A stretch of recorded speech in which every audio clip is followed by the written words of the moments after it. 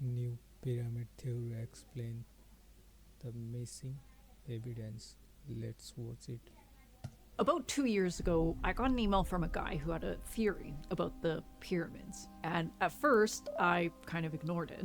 Because when it comes to the pyramids, the line between researcher and conspiracy theorist gets a little blurry.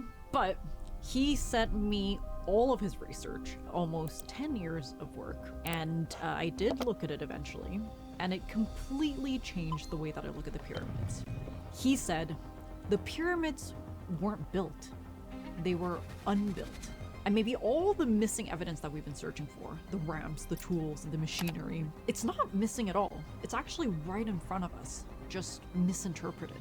So I want to walk you through this theory today, but I'm not gonna lie, this email did take me down a very strange rabbit hole. Because for all the theories and simulations and 4,000 years of research and speculation, we actually know very little about how these structures were built. We can't understand the pyramids without talking about time, because the pyramids are very, very old. The cliche saying is that Cleopatra lived closer to the iPhone than she did to the construction of the pyramids. The ancient Romans would tour the pyramids like we tour the Colosseum today. And over that insane scale of time, things get blurry. But what we do know is that pyramids themselves were the endpoint of a massive architectural learning curve, each one taking about 10 to 15 years, and each one getting us closer to the Great Pyramid. 146 meters tall, 2.3 million blocks of stone. The base is almost a perfect square, off by mere centimeters, with a slope so razor precise, because even the slightest variation would mean a failure at the top. And the whole thing is aligned almost perfectly to true north, off by just 1/15 of a degree. And they did all of this without compasses, or lasers, or GPS. As far as we know, they used nothing but the stars. And if you scaled it to the size of the Earth, the height to base ratio would almost match the curvature of the planet. The latitude is the exact same number as the speed of light, and just 0.0002 degrees off from the pyramid's latitude is also this subway in Louisiana, because a lot of things exist on that latitude. But you see, the pyramids seem so impossible, and our understanding is so limited, that it's just the perfect breeding ground for conspiracy theories. But it is worth remembering, if any civilization could pull this off, it's probably the Egyptians. Every year, the Nile flooded, and it turned the valley into a surplus machine, with ridiculous amounts of grain, enough to feed tens of thousands of people who weren't farming. Remember our video on the Romans? They got their grain from Egypt. And that kind of surplus meant Egypt had something incredibly rare in the ancient world: time, labor, and stability for massive multi-year engineering projects. And they created incredible inventions like counterweighted lifting devices, mummification, star-aligned surveying tools, and one of the most accurate calendars on Earth, long before most civilizations could even write. On top of that, you have a hyper-organized bureaucracy that tracked everything. We literally have a 4,500-year-old site manager's logbook, where this guy named Merer documents how his crew boated the Tura limestone to the pyramid site. In fact, we have records for everything, like how they brought the stone, who they hired, and even the payroll. Everything except how they actually built the pyramids. Oh, by the way, they weren't built by slaves. Archaeologists found entire workers' districts at Giza with bakeries and workshops and medical teams, and even the tombs of the craftsmen. These were skilled labor crews, not an oppressed workforce. And despite keeping diligent records of all of this, when it comes to the construction drawings, it's kind of like they said, well, let's mess with those guys a little bit. Because maybe they knew that we were going to be arguing about this for centuries. There are a lot of theories about how these pyramids were built. Cranes, counterweights, kites, water elevators. But there's two big ones: ramps. In the classic one, the external ramp theory, workers drag the blocks up a huge ramp as the pyramid rises. It's very simple, in theory. To keep the slope gentle enough for normal humans, and not physical 100 athletes, the ramp would need to stretch around 2 kilometers. Anything shorter or steeper, people probably start dying on you. Well, things get a little challenging. By the time you've built a ramp that's safe to walk on, you've basically cost yourself more materials and labor just to build the thing that builds the thing. And the real killer is, there is zero archaeological evidence of a mile-long ramp ever existing or being torn down. Then there's a twist on this theory. A ramp spiraling around the pyramid, shorter, more compact, reusing the same slope over and over. But now you have a different problem. The faces of the pyramid are perfectly straight, otherwise the edges can't meet at the apex. But to keep it at this precise angle, the builders had to constantly check the edges. But with a fat ramp in the way, it's blocking all the corners that you need access to. So if the ramp isn't outside, maybe it's inside. In the 1980s, someone saw a fox entering the Great Pyramid near the base and somehow popping out hundreds of feet higher. That little fox inspired the French architect Jean-Pierre Houdin to propose a hybrid system. A short external ramp made of limestone for the very first third of the structure, which is then reused for the top that's done. Then a hidden ramp spiraling inside the structure. It very neatly explains this missing debris, and it even answers some of the mysteries around the Grand Gallery, which Houdin thinks was a giant counterweight system for hoisting the granite beams found in the King's Chamber. It also explains why it's so tall and narrow, and lined with strange benches, and covered in scuff marks, as if something hard and heavy slid through it over and over again. It's elegant, but then, in 2015, the pyramids got a giant CT scan.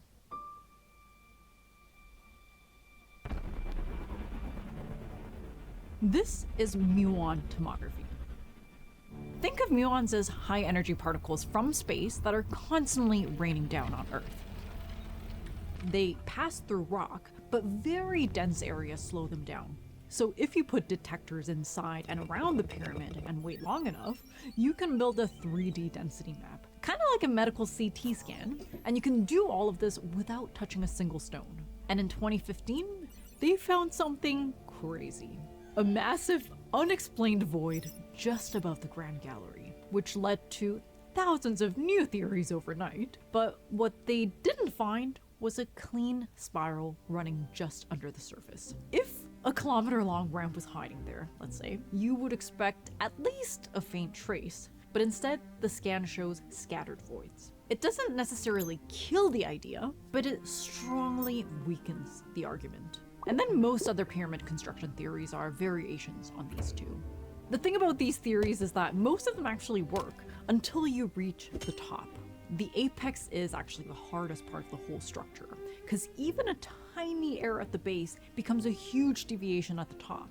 The edges need to be perfectly straight, so you need full access to all 4 faces and lots of room to work. With an external ramp, you eventually have to remove it or drastically shrink the ramp right when you need it the most. With an internal ramp, the higher you get, you are losing the turning radius, the hauling space, and of course the ability to check the edges. When you look at pyramids in other cultures, you start to notice a lot of them dodge this issue with a flat top. Even Egyptian pyramids later lose their tips. This is why, according to this Egyptologist, although pyramids were made all over the world, only the Egyptian pyramids are considered a miracle of the world. In other words, this sharp apex actually is the rarest and hardest part to explain, and the key to the pyramid's construction. By the way, all of this background research and custom assets we created for this video, we decided to put it on a dedicated page. And we built the whole thing in Framer, who's also the sponsor of this video. Framer is a design type website. There are interactive alignment elements and controls in the pattern built on the same, along with a Framer link and a discount code if you want to check it out. let's get to this email that I received 2 years ago, which actually kickstarted my obsession with the pyramids. His name is Hyuni Choi, and he's not an architect, not an Egyptologist, just someone who spent 10 years obsessively modeling every measurable stone at Giza, like thousands of blocks, hand placed in 3D. And at first, I thought it was a little bit, feels a little conspiracy theory. But then I did read the research and I realized he wasn't trying to solve the pyramid. He was trying to solve the system that produces a pyramid. He says the Great Pyramid wasn't built on its own, but through a chain of sacrificial structures that are designed to be cannibalized. Let me explain. Before the Great Pyramids was a natural limestone outcrop with small hills. Most of the core blocks for Khufu's pyramid was carried directly from this plateau, with finer casing limestone brought from Tura and granite from Aswan. And they really used this landscape to their advantage. First, they identified the high points, shaved them, and terraced them, turning the hill into a working platform. Then you overbuild. Instead of starting with a pyramid shape, you create a rough, gigantic trapezoidal step mass with an integrated ramp system. And once the ramp reaches its full height, you start carving it down into the final pyramid shape. Remember the apex problem? Even the tiniest error at the base explode into huge deviations at the top. But if you work downward from a wide, stable platform, it's much easier to retain this precise angle. The shape is actually super important here. If we were to apply the system to a pyramid shape, the ramp would get steeper and higher as you go up, creating another death slide for the workers. But a trapezoid spreads outward at the top, and it gives you this workable 7-degree ramp all the way up. A flat, safe working deck around the apex, and full visibility of all 4 edges as you carve the final geometry. Instead of fighting the pyramid shape, you delay it until the very end. Once you carve down the step mass, the extra limestone is then reused for the other pyramids. The Great Pyramid is roughly 6 million tons. Choi's model estimates the initial step mass to be around 8 million tons. Carving that down gives you roughly 2 million tons of reusable stone. This gets split between the working mass for Khafre's pyramid and into the other annex buildings. Then this process is repeated for the other pyramids, each one going through the same recursive construction loop. Once you add all of the stone that moves through this loop, you get around 14 million tons circulating through the system, with roughly 1 million tons left over, which weirdly lines up with the mainstream volume estimates for the entire Giza complex. What's interesting about this theory is that it treats the entire plateau as a single construction engine and a closed-loop system, and it actually matches Egyptian behavior. Because the Egyptians were really into recycling. They turned broken boats into furniture, broken furniture became small objects, and later dynasties literally mined old pyramids for new buildings. So a cannibalizing system for the pyramids kind of feels like a very Egyptian thing to do. And the idea of shaping the earth into ramps, that's not new either. Before the crane, which was invented by the Greeks in the 6th century BC, the landscape was the machinery. The dolmens, the Karnaks, and the early temples, they all shaped the earth into construction engines to build structures that feel impossible. And most importantly, this system explains one of the biggest flaws of the external ramp theory: the missing debris. The ramps weren't lost through time, they were repurposed. But this led me to another very unpleasant thought. See, most theories fail not because we find something wrong, it fails because we find nothing. The massive external ramp, no debris. The internal spiral ramp, no signs of a continuous spiral. The water shaft theory, no canals, no cuttings, no retaining walls. And this way of disproving based on negative evidence totally makes sense from a proper archaeological point of view. But what if that evidence didn't disappear through time, but by design? Maybe for them, a sacred form should not have any trace of a human builder. Maybe they always recycle the construction evidence. Maybe they always restore the site to purity, removed every mark and trace that could give away the construction method. It also means that the absence of evidence isn't evidence of absence.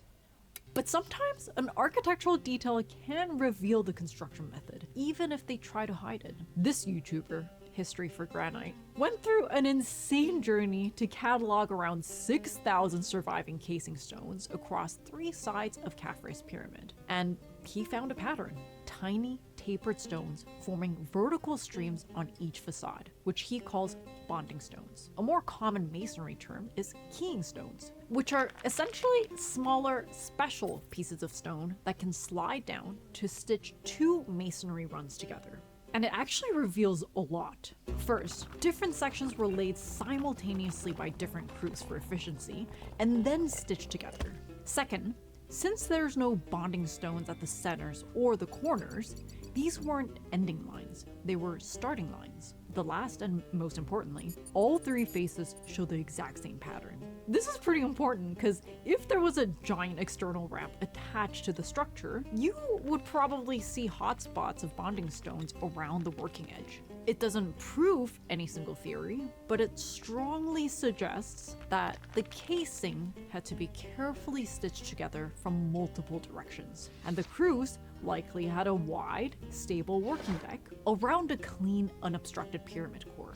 Again, this is not proof of any one theory, but maybe it can disprove some theories. So how do we know for sure? Like, how does a theory become proof? Wizard, but it's a real power plant and will generate electricity. When I move the gas flame under the flask, the water inside will be heated to boiling. In math or hard science, proof is pretty absolute. You run the experiment, anyone can repeat it, and if the result holds, then it's true, until someone disproves it. But with archaeology, well, you can't really run the build the Great Pyramid as a lab experiment. So instead, a theory can get stronger if it first predicts what we should find, and then on ground, those predictions match the real traces, and different kinds of evidence all start making sense under that same explanation. And even then, other experts will try to break it. With the pyramids, it's even harder because we're missing the entire construction phase, and we can't dismantle Khufu, and multiple methods could produce the exact same final shape. So it's less, this is absolutely true, and it's more, for now, this is the least wrong answer. And after months and months of digging into this, for a brief second, I also wondered, could it have been the aliens? And I think there's a tiny part of me that kind of wanted to believe it, because it really hurts to think that we might never know the answer. But I know that that's just my cognitive closure talking, because our brains hate gaps in information. But maybe that's the whole point. In a world where we can Google almost anything, the pyramids are one of the last things we can't force into clarity. And maybe if we understood them perfectly, they would lose the thing that makes them kind of extraordinary.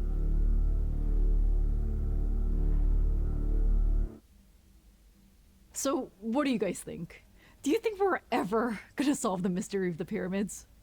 Let me know in the comments. And with that, I'll see you guys in the next video.